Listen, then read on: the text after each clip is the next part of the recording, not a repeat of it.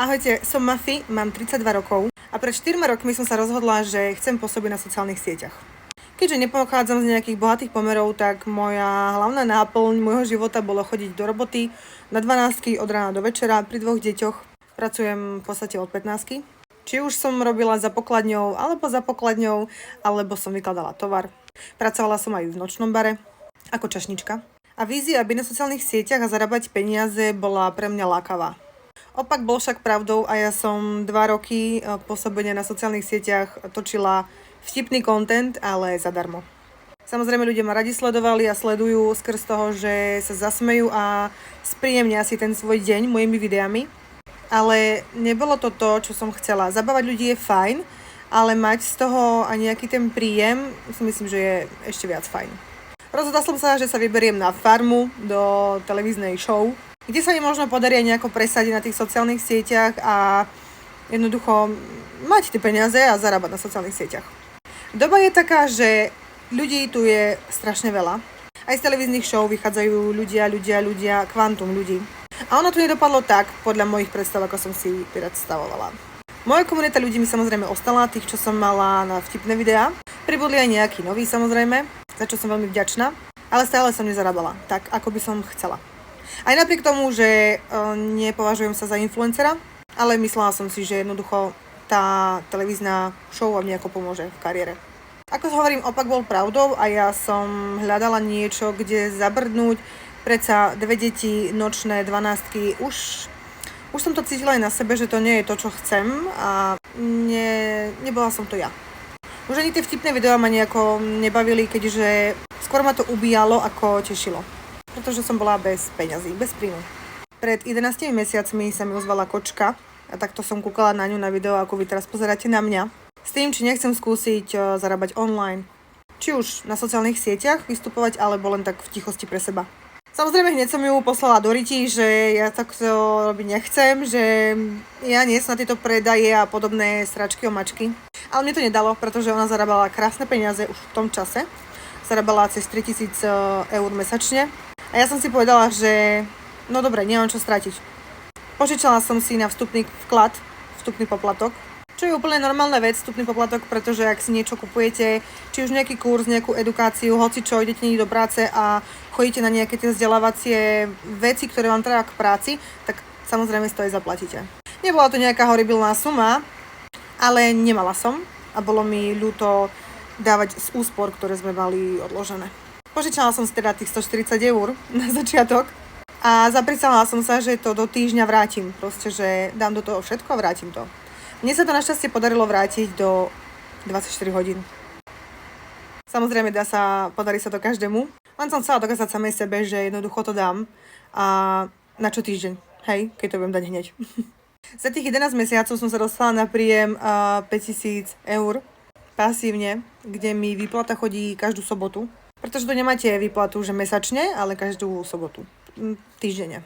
Čiže každú sobotu mi pípne na účet peniažčok a ja tým normálne platím všade, chodíme na výlety, na dovolenky. Nie je to, že peniažky nemáte. Samozrejme je to spojené so sociálnymi sieťami, nielen v tichosti pre seba, ale skrz sociálnych sietí. Som šťastná, že robím to, čo som vždycky chcela robiť, a to je zarábať na sociálnych sieťach. Ono časom už nejde ani tak o tie peniaze, ale o to, že má človek takú tú slobodu. Môj manžel bol na začiatku proti, ani nie že proti, ale bol taký, že no však skús to, ale ja tomu veľmi neverím. A čo čert nechcel, teraz môj manžel robí to isté, čo ja a vyučuje ľudí. Takisto pomáha ľuďom a ukazuje im, ako sa mať lepšie. Túto prácu viete robiť aj v tichosti sami pre seba. Zarábať si na tom denne, niekto má cieľ 20-30 eur, niekto má cieľ 100. Všetko sa dá, ak človek chce. Ak počúva, ak je konzistentný, samozrejme, ak nejde podľa seba, ale počúva skúsených ľudí, ktorí to učia, vyučujú, posielajú signály. Áno, šípite správne obchodovanie na burze. Príde ti signál, ty ten signál vezmeš, skopíruješ ho do aplikácie, zadaš si ho, zablokuješ telefón a ideš si robiť svoju prácu. Odblokuješ telefón a voilà, zarobené. Učia nás dlhoroční tradery s dlhoročnými praxami, ktorí takisto posielajú aj signály. Čiže viete tu kopírovať, ale samozrejme sa to aj učiť. A túto zručnosť, keď sa naučíte, tak viete ju mať na celý život. Nie je to rýchla trať, je to maratón. Nečakajte, že budete milionárom za 2 dní, hej. Ale za roky ním viete byť. Samozrejme sú ľudia, ktorí už majú dobré skúsenosti a zlé skúsenosti s hociakou firmou na svete, pretože tých firiem je dosť.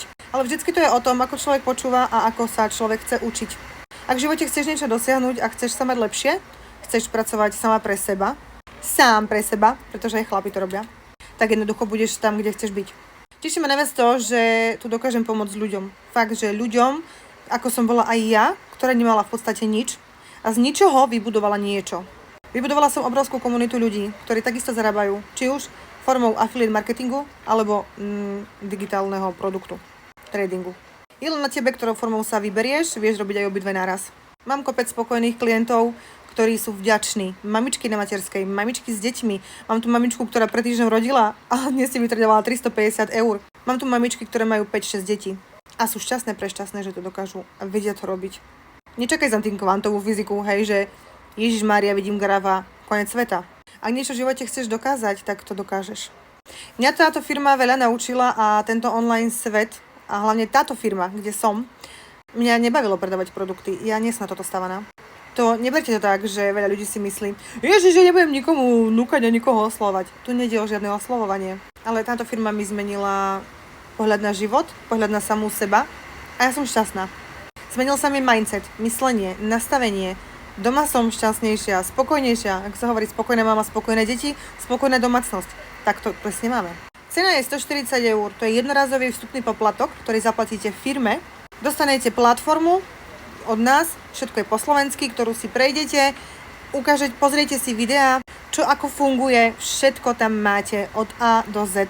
Budete pridaní do skupín, kde sme celá slovensko-česká komunita, kde sú rôzne zoomka, cally, každý deň, od rána do večera. 24/7 podpora odo mňa, naozaj, ja som non-stop na telefóne a non-stop tým mojim ľuďom radím, pomáham, volám si s nimi, ak niečo nevedia, sú stratení, sú nováčikovia. Nemusíte sa bať, že tu budete sami. Nikdy na to nie ste sami. Mesačný poplatok neskôr je 90 eur mesačne, ale samozrejme, keď si to vypočítate, tak tých 90 eur na členstvo viete zarobiť aj za 2 dní. Najprv pôjdete na demo účet, kde sa to budete učiť s fiktívnymi peniazmi a potom po týždni, po 2, ako budete pripravení, pôjdete na reálny účet, kde si vkladáte svoje vlastné peniažky, vy s nimi obchodujete, vy si ich vyberáte, kedy vy chcete, od všetkého máte prístup iba vy. Nikto za vás neobchoduje, nikto nemanipuluje s vašimi peniazmi, len vy. Pretože bolo veľa aj takých otázok, že či za mňa niekto bude obchodovať. Nie. Ty máš telefón, ty si s ním obchoduješ, ty si zadávaš signály, ty všetko si riadiš. Kedy si chceš poslať peniažky, preposlať, vybrať, všetko je v tvojich rukách. Ak si rozhodnutá pridať sa ku mne, k našej komunite, napíš mi na Instagram, môj Instagram Mafinka Podiebník a ja ti poviem, ako ďalej. Teším sa na každého jedného z vás, pretože až u nás v tejto našej firme pochopíte, čo je to sila komunity, podpora, súdržnosť a nezarába len ten hore, zarábajú všetci. Nepadáš mesačne z pozícií. Máme najlepší kompenzačný plán pre networkerov. Takýto kompenzák nie je nikde inde a to ti tu garantujem. Prajem vám krásny deň. Ešte by som dodala, že nemusíš byť influencer. Nemusíš mať 100 000 na Instagrame a vieš to robiť aj bez toho. Takisto vieš zarábať takéto peniaze aj bez tisícových sledovateľov. Je len na tebe, ako veľmi chceš mať tú slobodu.